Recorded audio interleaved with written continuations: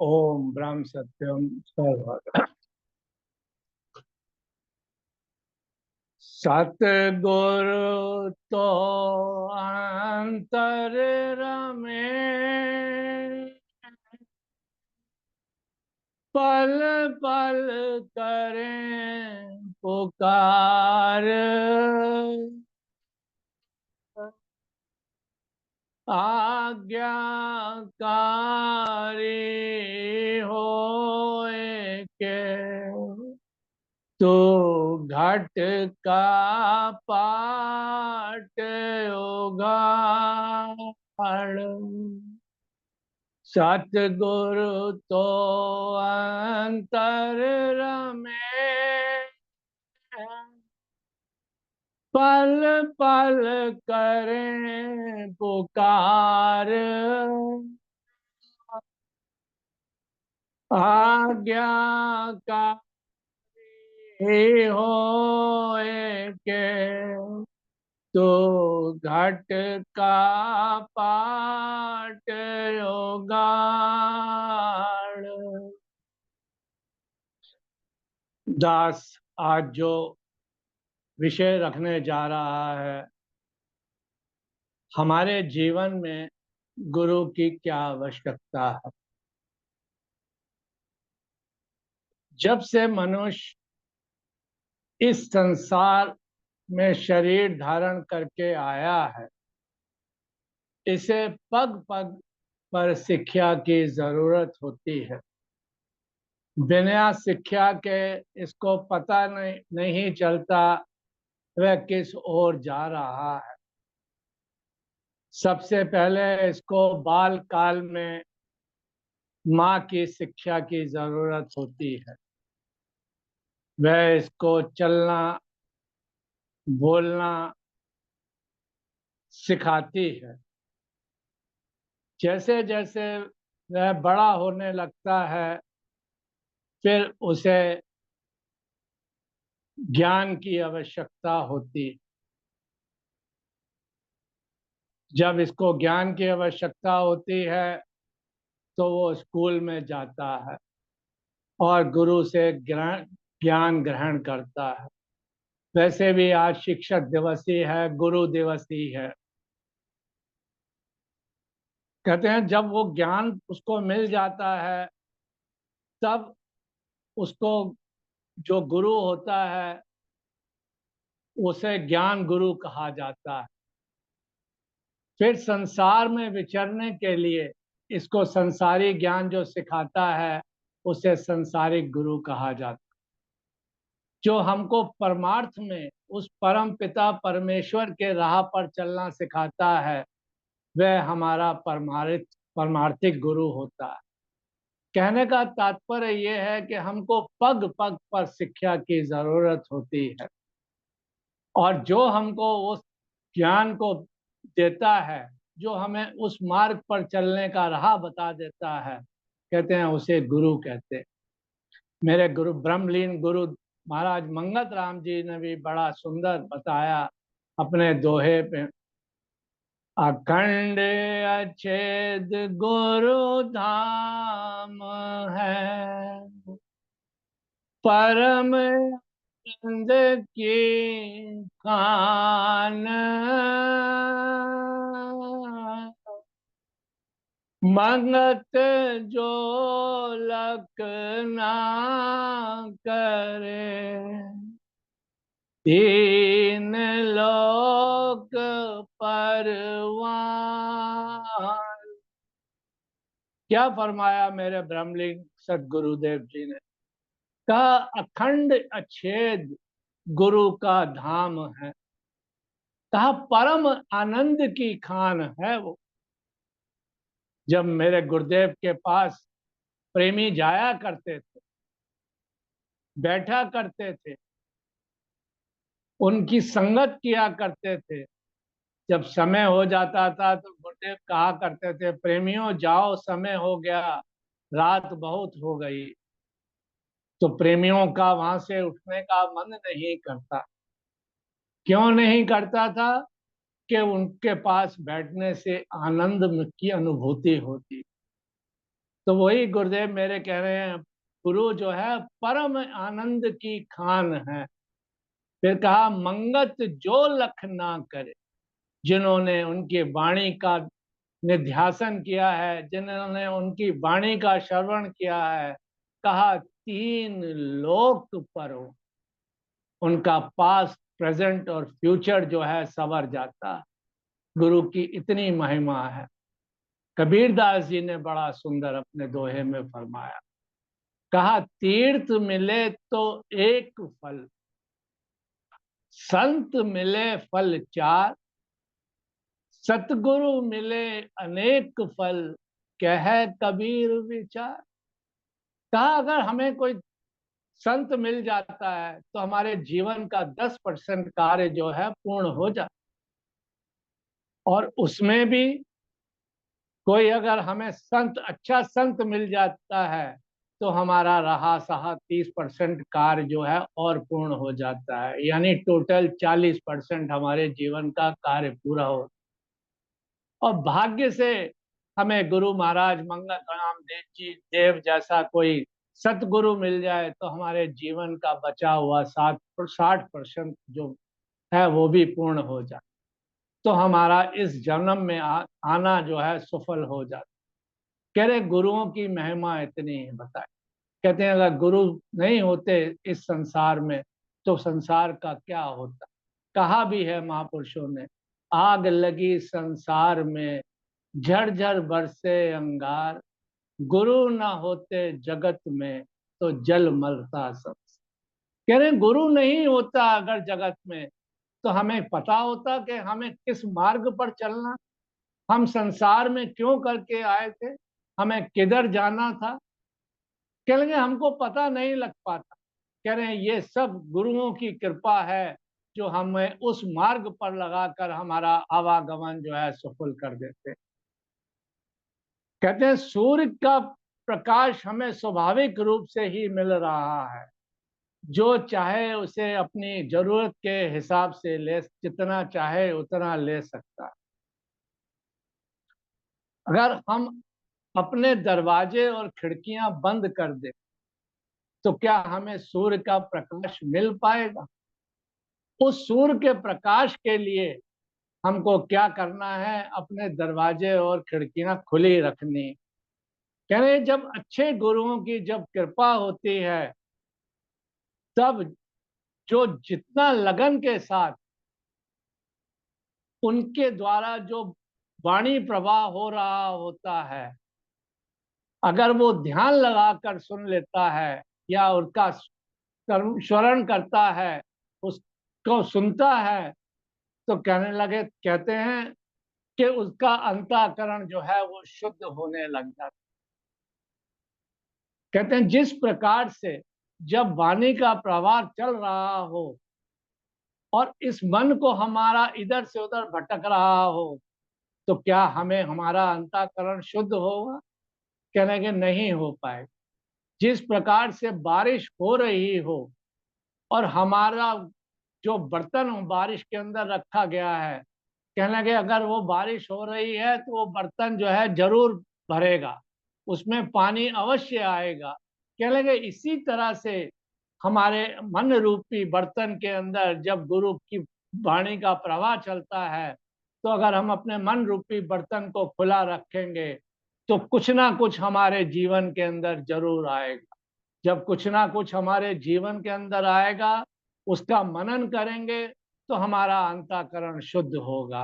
अगर बारिश हो रही हो और हम अपने बर्तन को उल्टा रख दें तो क्या वहां बारिश का पानी मिलेगा। कह रहे हैं जब गुरुओं का प्रवचन चल रहा हो और अगर हमारा मन वहां सत्संग में ना हो या वाणी का जो प्रवाह हो रहा हो वहां हमारा मन ना हो तो क्या हमारे बस मन रूपी बर्तन के अंदर वो पानी आएगा या वो सत्संग की बूंदें आएंगी। कहने लगे नहीं आ पाएंगे। तो महापुरुष कहते हैं इसी प्रकार हमारे जीवन के अंधेरे को यानी शंकाओं को गुरु अपने ज्ञान के द्वारा हमारे आत्मा को परमात्मा में लीन होने का मार्ग बताते हैं। हमारे जीवन में प्रकाश आता है और अंधेरा दूर हो जाता है।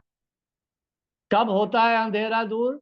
जब हमारे जीवन के अंदर कोई गुरु आ जाता है। कहते हैं अगर कमरे के अंदर बल्ब लगा हुआ हो और हम कमरे में जाएं और उस बल्ब को ना जलाएं, खिड़कियां दरवाजे बंद हो, तो क्या हमें जो वहां कमरे के अंदर अंधेरा है वो दूर हो सकता है? कहने लगे नहीं हो सकता। अगर हम कमरे में जाएंगे, उस बल्ब का स्विच ऑन करेंगे, तो हमारे को जो है वहां रोशनी मिलेगी, और रोशनी मिलेगी तो वो अंधकार दूर हो जाएगा। कह रहे हैं इसी प्रकार जब जीवन में हमारे गुरु आ जाते हैं, तो हमारे अंदर जो अंधकार भरा हुआ है जन्म जन्मांतरों का, कह रहे हैं वो दूर हो जाता। फिर कहते हैं गुरु और क्या करते हैं? कहते हैं गुरु हमें तराशते हैं, हमें अपने समान बना देते हैं। किस प्रकार से बनाते हैं? कबीरदास जी ने बड़ा सुंदर अपने दोहे में लिखा है कि गुरु कुम्हार शिष्य कुंभ है, घड़ घड़ काढ़े खोट, अंतर हाथ सराइये भारो मारे चोट।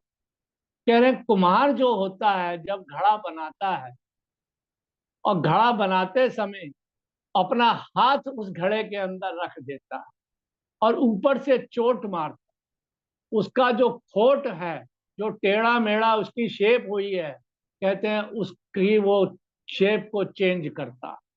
और जब वो शेप चेंज हो जाती है, तो घड़ा जो है देखने में सुंदर लगने लगता। कह रहे हैं गुरु हमें जो जीवन में आते हैं तो हमें तराशते हैं। इसको एक उदाहरण के द्वारा भी समझते हैं। कहते हैं गुरु, उच्च कोटि के गुरु जो थे, वो राह पर चले चले जा रहे। जब वो जा रहे थे, उनको ठोकर लगी, एक बेशकीमती जो पत्थर था वो गुरु के पैरों से टकरा गया। गुरु ने उस पत्थर को उठाया, देखा, कहने लगे ये तो पत्थर बड़ा सुंदर है। वो गुरु उस पत्थर को ले आए। उस पत्थर को उन्होंने तराशना शुरू किया, धीरे धीरे तराशते गए। पत्थर जो था वो चिल्लाने लगा कि भाई मुझे मत ज्यादा तर, तराशो, मुझे पीड़ा हो रही है। क्योंकि गुरु जो थे छेनी और हथौड़े से उसको पत्थर को तराश रहे। गुरु कहने लगे थोड़ा सा इंतजार कर, थोड़ा सा इंतजार कर। थोड़ा थोड़ा करते करते गुरु ने उसको तराशते तराशते एक सुंदर मूर्ति का रूप दे दिया, और मूर्ति को एक मंदिर के अंदर स्थापित कर दिया। अब उस पत्थर को मूर्ति के रूप देकर गुरु ने उस मूर्ति को, पत्थर को तराश दी। तो कहने लगे गुरु अपने समान बना लेता है अपने शिष्य को। कहा पारस के सत में बहुत अंतरा जान, वह लोहा कंचन करे, वह करे आपू समान। कह रहे हैं वो गुरु अपने समान बना लेता है अपने शिष्य को तराश कर। पर हमें भी पूर्ण विश्वास होना चाहिए गुरु के ऊपर। क्या वो वाकई में ही हमें तराश कर अपने अपने साथ मिला लेगा, अपने जैसा बना लेगा? फिर कहते हैं और गुरु क्या हमारे जीवन में क्या आवश्यकता पड़ती है? तो संत बताते हैं गुरु हमें आत्मा का जनेऊ पहनाते हैं। कहते हैं ये जो हम संसारी जनेऊ धारण करते हैं ना, सूत का, धागे का बुना हुआ, कहते हैं ये तो गंदा हो जाता है, कट जाता है, फट जाता है, टूट जाता है, खराब हो जाता है। जब हमारे जीवन में सच्चा गुरु आता है, तो वह हमें आत्मा रूपी जनेऊ धारण कराते हैं। कौन सा जनेऊ धारण कराते हैं? आत्मा रूपी जनेऊ धारण कराते हैं, जो कभी गंदा नहीं होता, कभी टूट नहीं सकता। उस जनेऊ में दया रूपी कपास क्या करते हैं गुरु? कहते हैं उस जनेऊ में दया रूपी कपास, संतोख रूपी सूत, ब्रह्मचर्य रूपी गांठ, सच सत्य रूपी सिलवट से बना हुआ जनेऊ हमारे गुरु हमको धारण कराते, जिसके धारण करने से हमारे मनुष्य का यानी हमारा जीवन धन्य हो जाता। हम जनेऊ कौन सा धारण करते हैं? जो कट गया, फट गया, टूट गया, बेकार हो गया और हमने उसको फेंक दिया। पहले गुरु जब आते हैं तो हमें आत्मा रूपी जनेऊ पहनाते हैं, और जब आत्मा रूपी हम जनेऊ पहन लेंगे तो क्या होगा? हम उस परमात्मा का अंश, जो आत्मा है वो परमात्मा का अंश है, उसके साथ में मिल जाएंगे। कहते हैं फिर और गुरु क्या करते हैं? कहते हैं गुरु जो है हमारे अहंकार का नाश कर, मेरी मैं को खत्म कर दे। कहते हैं हम करते हैं ना हर वक्त, इतना अहंकार है कि साहब ये दान पुण्य जो किया ना मैंने किया, ये कार्य जो किया ना मैंने किया, अगर मैं नहीं करता तो ये होता ही नहीं। कह रहे गुरु हमारी अहंकार को यानी मैं को खत्म कर, और जब मैं खत्म हो गई तो क्या हुआ? सब अंदर से विकार खत्म हो गए। अब कहते हैं ये मैं किस प्रकार से खत्म होती है? कहते हैं गुरु नानक देव ज्यादातर संसार में या घुमा ही करते हैं। कह रहे हैं वो गए, एक जाकर रियासत में जाकर चले गए। उस रियासत पर जहाँ गए, वो जो बगीचा था वो बिल्कुल उजड़ा हुआ था। गुरु नानक देव जी ने वहां पर अपना समाधि लगा ली और बैठ गए। कुछ दिनों में ही वो जो जिस जगह पर वो बैठे थे, विराजमान हुए, वो जो जगह थी वो हरी भरी होने लगी। लोगों ने देखा कि भाई ये तो यहाँ पर पूरा बंजर था, उजड़ा हुआ था, यहाँ तो हरा भरा हो गया। तो किसी ने कहा वहाँ कोई संत आए हुए हैं और वो संत की कृपा से वहां पर जो जगह है वो हरी भरी हो गई। तो धीरे धीरे बात फैलती फैलती उस रियासत के राजा तक पहुंची। तो जब रियासत के राजा के पास पहुंची तो उसके मन में भी जिज्ञासा हुई कि ऐसे गुरु के जाके तो दर्शन करने चाहिए जिनके बैठने मात्र से मेरा जो है बगीचा हरा भरा हो गया, जो कि बंजर था। कहने लगे, उन्होंने अपने मंत्री को कहा भाई हमें भी दर्शन करने जाना है उस गुरु के, जो संत वहां बैठे हुए हैं। कहने लगे वो समय तय हुआ, वो एक थाल में अपने जो कुछ फूल, जो चांदी सोना जो कुछ भी अपने हीरे जवाहरात लेकर, थाल लेकर वो संत जी के चरणों में पहुंच गए, गुरु नानक देव जी के। तो गुरु नानक देव जी को प्रणाम करके बैठ गए। उन्होंने कहा जी ये मैं लाया हूँ, इसको स्वीकार करें। तो गुरु नानक देव जी ने पूछा ये क्या है? उन्होंने कहा कुछ हीरे मोती हैं, कुछ और सामान है। उनका ले जा इसको, हमें क्या करना है, ये तो कांच के टुकड़े हमारे किस काम के हैं। तो गुरु नानक देव जी ने कहा कि उन्होंने जो राजा था उन्होंने उनसे आगे प्रार्थना करी कि महाराज आप मेरे ये स्वीकार नहीं करते हैं तो आप मेरे महल में चलें, वहां चरण डालें जिससे मेरा महल पवित्र हो जाए। तो गुरु नानक देव जी ने कहा कि तू मुझे वहां, मैं तेरे साथ चलता हूं तो मुझे क्या देगा? तो राजा के मन में शंका पैदा हुई कि मैं इतना सामान लाया हूं, तब तो इन्होंने लिया नहीं, अब कहते हैं महल में जाएगा, चलूंगा तो क्या देगा? तो इसका मतलब ये कम था। उन्होंने कहा चलो महाराज आप, मैं आपको जो है महल का आधा राज्य दे दूंगा। तो उन्होंने कहा मुझे राज्य का क्या करना, तू मुझे और क्या देगा? तो उसने कहा महाराज आप पूरा राज्य ले लो। तो उसने कहा उस राज्य का मैं क्या करूँगा? तो जो राजा था वो बड़ा आश्चर्यचकित हो गया। उसने कहा महाराज, गुरु नानक देव जी से कहना, गुरु जी महाराज जी मेरे पास और तो कुछ नहीं है देने के लिए जो मैं आपको दे सकता। तो गुरु नानक देव जी ने कहा बस तू ये मैं ही मुझे दे दे। तो उसने कहा ये मैं तो नहीं दे सकता, मैं आप ही इसको निकाल सकते हैं। तो गुरु नानक देव जी ने उसकी पीठ पे हाथ फेरा और कहा कि चल ये मैं तेरी आज से मैंने ले ली, और तू अब जा और राज्य कर, और किसी चीज पर मैं मत करियो। हर तू करियो, तू करता रहियो कि तू करता तू हरता सरब तेरी आज्ञा, और जाके तू अपना राज्य। कह रहे गुरु हमारी मैं को निकाल दे। फिर कहा गुरु और क्या करते हैं हमारे जीवन में आकर? कह रहे हैं गुरु ज्ञान का सागर है। जब हमें अपने को गुरु के समर्पित कर देते हैं, हवाले कर देते हैं, तो गुरु हमारी हर प्रकार से संभाल करते हैं। किस प्रकार से संभाल करते हैं?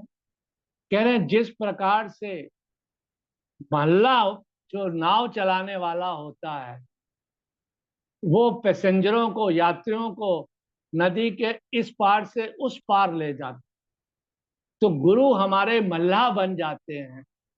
जब हमें सच्चा गुरु मिल जाता है तो मल्लाह बनकर, नाविक बनकर हमको भव सागर से इस पार से उस पार उतार दे। कितनी महिमा महापुरुषों ने गुरु की बताई। फिर कहा गुरु और क्या करते हैं? कह रहे हैं गुरु हमारा चौकीदार। जब हम रात्रि में सोते हैं ना,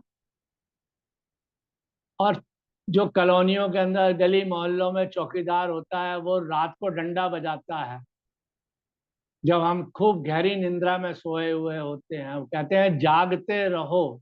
कह रहे हैं जब हम संसार में जाने के लिए होते हैं गुरु हमारे उस डंडे से हमको जगाते हैं कि तू संसार की तरफ मत चल, तेरा रास्ता परमार्थ की तरफ चलने का है। कह रहे हैं गुरु हमारा चौकीदार भी बन जाता है। फिर कहते हैं गुरु हमको ज्ञान देता है। जब गुरु के पास जाएंगे तो हमें गुरु कुछ ना कुछ तो अवश्य देगा। तो कह रहे हैं गुरु हमको ज्ञान देता है कि तू किस प्रकार से इस संसार सागर में तू चल सकता। कह रहे हैं कोयल जो है अपने बच्चों को जन्म तो देती है पर उसका पालन पोषण खुद नहीं करती, वो कहीं दूर चली जाती। उसकी हम शक्ल कोकिला जो है उन बच्चों का पालन पोषण करती। कहते हैं वो ज्ञान के द्वारा जब बच्चे बड़े हो जाते हैं, कहने लगे वो अपनी मीठी बोली के द्वारा, अपने ज्ञान के द्वारा उन बच्चों को अपने पास बुला लेती। कह रहे हैं ये गुरु हमको ज्ञान का गुरु हमारे ज्ञान का सागर है। कह रहे गुरु हमको ध्यान सिखाते। जब ज्ञान दिया, ज्ञान के बाद हमको ध्यान सिखाते हैं। कहने के हमको किस प्रकार से ध्यान करना चाहिए, कौन सी मुद्रा में बैठकर हमको ध्यान करना चाहिए। तो गुरु ने हमको बताया कि जिस प्रकार से कछुआ अपने बच्चों को रेत में देता है और खुद पानी के अंदर कितनी दूर तक बह जाता है, कहते हैं उसका ध्यान कहाँ होता है, उसमें अपने बच्चों की तरफ। कहने लगे वो ध्यान से ही उसके बच्चे बड़े हो जाते हैं और वो नदी के अंदर, पानी के अंदर आ जाते। तो कहने लगे गुरु हमें ज्ञान का सागर, हमारा ध्यान का सागर है। कहते हैं गुरु और क्या करता है, सबसे मुख्य बात जो है, कहते हैं गुरु हमको सिमरन करना सिखाता, कि किस प्रकार से हमको सिमरन करना चाहिए। कह रहे हैं हम सिमरन में बैठते हैं, हमारा मन नहीं लगता क्योंकि मन हमारा एकाग्र नहीं है। तो महापुरुष हमको छोटी छोटी घटनाओं से बताते हैं, प्रकृति चीजों से हमको समझाते हैं कि तुमको किस प्रकार से ज्ञान प्राप्त होगा। कह रहे चातक पक्षी से हमको शिक्षा दिलाते हैं कि चातक पक्षी क्या है। कहने लगे वो एक टक टकी लगाए उस स्वाति की बूंद की तरफ देखता रहता है, क्योंकि वो चाहे तो उसके चारों तरफ पानी है, वो पानी से अपनी प्यास बुझा सकता है। पर वो पक्षी सिर्फ और सिर्फ पानी की बूंद के सहारे ही है कि जब वो पानी वर्षा होगी तो वो उस चोंच में पानी भरेगा, तब उसकी जो है प्यास शांत होगी। क्या लगे इसी प्रकार से हमको एक टक होकर, एक चित होकर परम पिता परमेश्वर का सिमरन करना चाहिए, तब हमारा ध्यान नहीं भटके। फिर महापुरुषों ने बताया कि गुरु हम धारण कर लेते हैं, पर आज तो संसार में आडंबर मचा हुआ गुरुओं का। एक पग उठाओ दूसरे पग पर आपको गुरु मिलेंगे। जिस तरफ ध्यान उठाकर देखो चारों तरफ गुरुओं की ही बरसात। कोई सा भी टीवी चैनल खोल लो, देखो चारों तरफ गुरु ही गुरु हैं। तो कहा चार प्रकार के गुरु होते हैं। पहला गुरु बताया महापुरुषों ने, कहा पहला गुरु होता है भृंगी गुरु, दूसरा होता है माया रूपी गुरु, तीसरा है चंदन गुरु और चौथा है दीपक गुरु। अब मेरे गुरुदेव इन चारों के बारे में क्या फरमाते हैं? कहते हैं भृंगी गुरु किस प्रकार का होता है। गुरुदेव कहते हैं गुरुपद सिद्धांत में वचन नंबर 11 पर, कहते हैं जो कपटी गुरु अपने चेले और चेलियों को यही हिदायत करते हैं कि गुरु की देह की पूजा करो। क्या कहते हैं? कि गुरु की देह की पूजा करो, आरती करो, चरणामत लो और तमाम अपना धन माल गुरु अर्पण गुप्त रूप से करो और बिल्कुल दूसरे सत्संग में ना जाओ।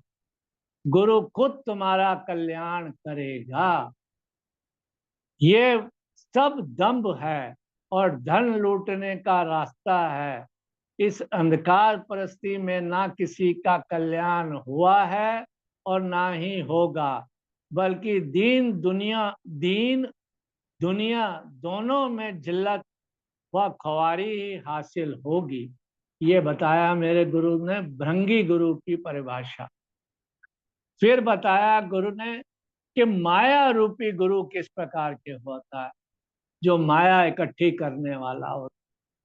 गुरुदेव कह रहे हैं वचन नंबर 9 पर, जो कथनी गुरु तन मन धन की भेंट की प्रतिज्ञा शिष्यों से लेकर शिष्यों के धन से अपने भोग पूर्ण करते हैं और उनके तन से अपने शरीर की सेवा करवाते हैं और मन से अपनी देह की पूजा करवाते हैं और शिष्यों को ये हिदायत करते हैं कि तुम्हारा कल्याण सिर्फ गुरु की भक्ति में ही है।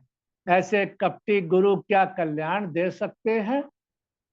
जो खुद माया में मोहित हो रहे हो, जो आजकल हम देख रहे हैं, जो चलन चल रहा है, ये माया रूपी गुरु है, जो कि हम आजकल रोज देख रहे हैं। कह रहे हैं जो खुद माया में मोहित हो रहे हैं, ये सब ठगी है। अपनी बुद्धि द्वारा विचार करके ये संबंध धारण करना चाहिए।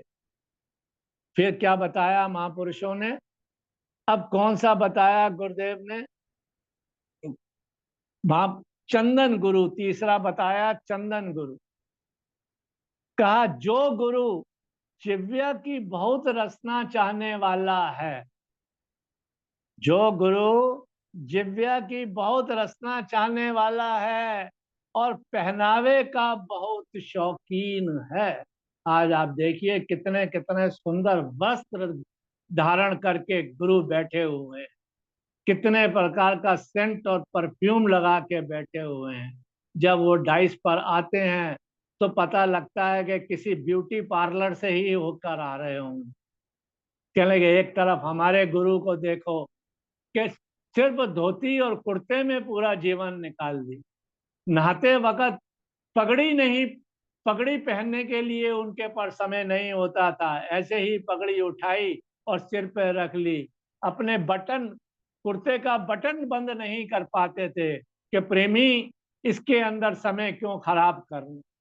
और यहाँ क्या कह रहे हैं कि जो पहनावे का बहुत शौकीन हो और अपनी कामना पूरी करने की खातिर बहु रंग के विचित्र उपदेश देता हो, वह उपदेश उसके जीवन में मौजूद नहीं है।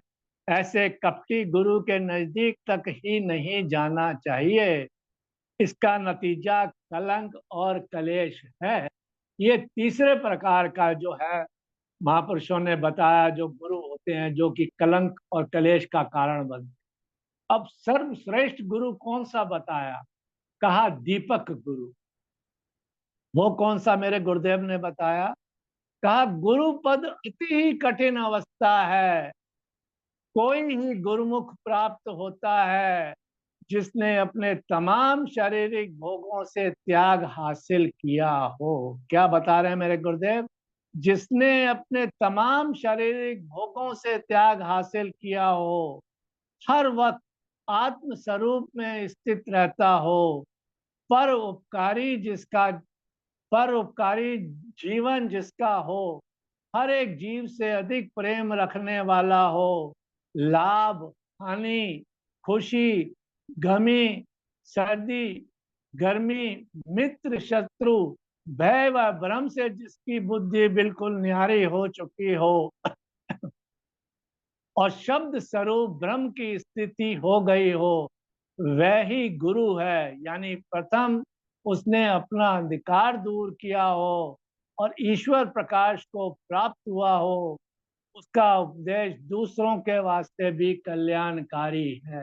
ये चौथे प्रकार का जो बताया दीपक गुरु, ये मेरे गुरुदेव ने सर्वश्रेष्ठ गुरु बताया। ओम ब्रह्म सत्यम दास। से कोई पढ़ने में गलती हो तो क्षमा करें।